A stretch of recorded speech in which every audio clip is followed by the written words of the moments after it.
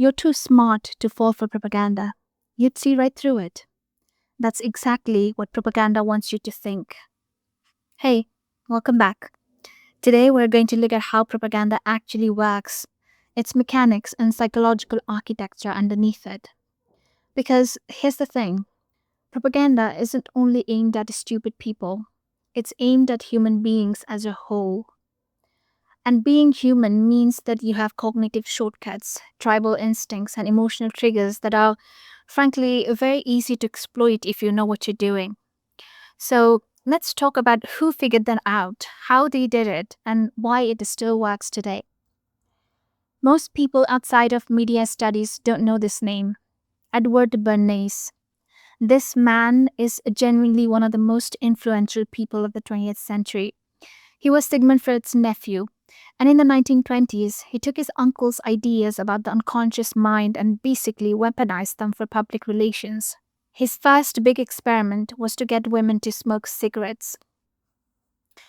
In 1929, cigarette companies had a problem. Women didn't smoke in public because it was socially unacceptable. So, Bernays hired a group of debutantes to march in New York's Easter Sunday parade, cigarettes in hand. He tipped off the press in advance and told them that these women were lighting torches of freedom, a symbol of female independence at the time. It worked. Overnight, smoking became an act of liberation for women, and sales of cigarettes exploded. In order to sell the product, he attached the product to a group's identity, and that distinction was everything. So, what's actually happening when propaganda works on you? There are a few engines running under the hood. Engine 1, repetition. Joseph Goebbels, Hitler's propaganda minister, reportedly said, and I'm paraphrasing, that a lie repeated often enough becomes the truth. Now, historians debate the exact quote, but the principle is real and it has a name in psychology, the illusory truth effect. In 1977, researchers found that people rate statements as more true simply because they've heard them before. Even when they know a statement was previously labeled as false, repetition still nudges them toward believing it. Your brain interprets familiarity as credibility, and propaganda exploits it shamelessly. Engine 2, enemy construction. Every successful propaganda campaign needs an enemy, an outgroup, someone you can blame. This phenomena is deeply embedded in our evolutionary wiring. Humans survived in small tribes. The ability to quickly identify in-group versus out-group was life or death on the savannah. Propaganda hijacks that instinct and scales it. Nazi Germany didn't invent anti-Semitism. What Goebbels' propaganda machine did was systematically dehumanize. Jews were depicted as rats in films and as disease in pamphlets. The psychological research on this proves that when a group is portrayed as non-human, ordinary people's threshold for violence against them drops dramatically. This is why dehumanizing language in political rhetoric should be taken as a serious warning sign. Engine 3, emotional flooding. Propaganda doesn't make arguments because arguments invite scrutiny. So, propaganda makes you feel something so fast and so hard that critical thinking doesn't get a chance at all. Fear, outrage, pride, disgust, these emotions evolved to produce fast action instead of careful deliberation. When you're flooded with them, your prefrontal cortex, the part that does nuanced reasoning, essentially gets bypassed. It's a neurological limitation. The goal of propaganda is always to get you to react before you think. Now, let's talk about the stuff that looks like propaganda because it's actually worth studying closely. World War I produced some of the most effective visual propaganda ever made. The most famous one, James Montgomery Flagg's I Want You poster of Uncle Sam pointing directly at the viewer. The pointing finger, the direct eye contact, the you, a singular word, that poster made every person who looked at it feel personally addressed. It made them feel responsible, called out. It's a beautifully simple psychological trick, and it worked so well that the US government printed over 4 million copies.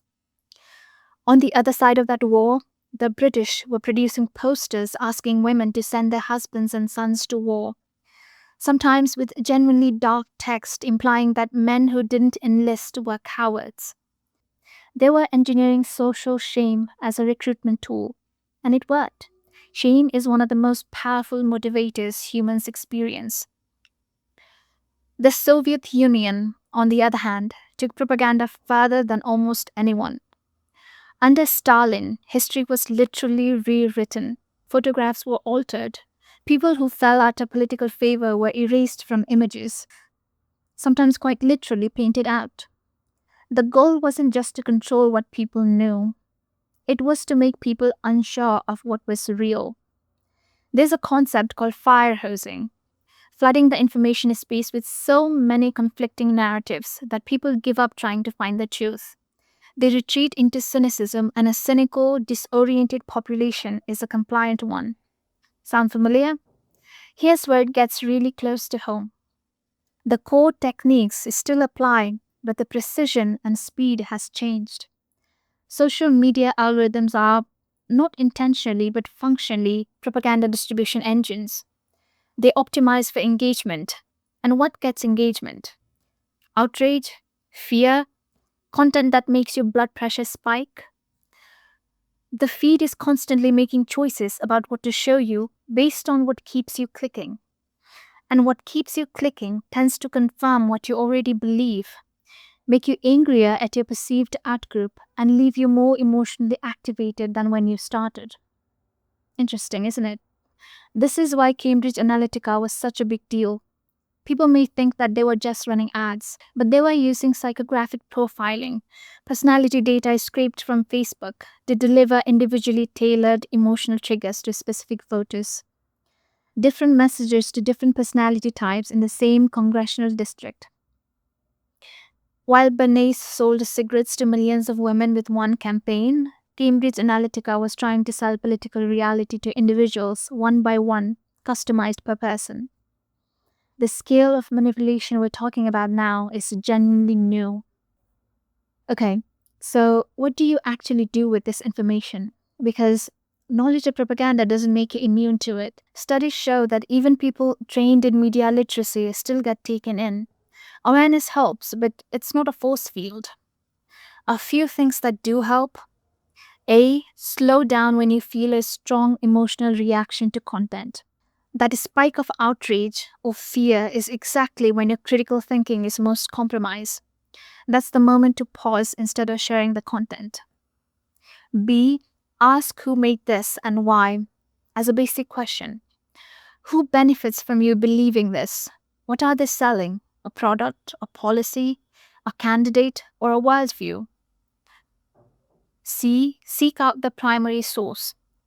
Propaganda relies on the target's interpretation. When you go back to the actual speech, the actual data, or the actual document, sometimes the fiction and reality becomes distinct. D. Notice dehumanization.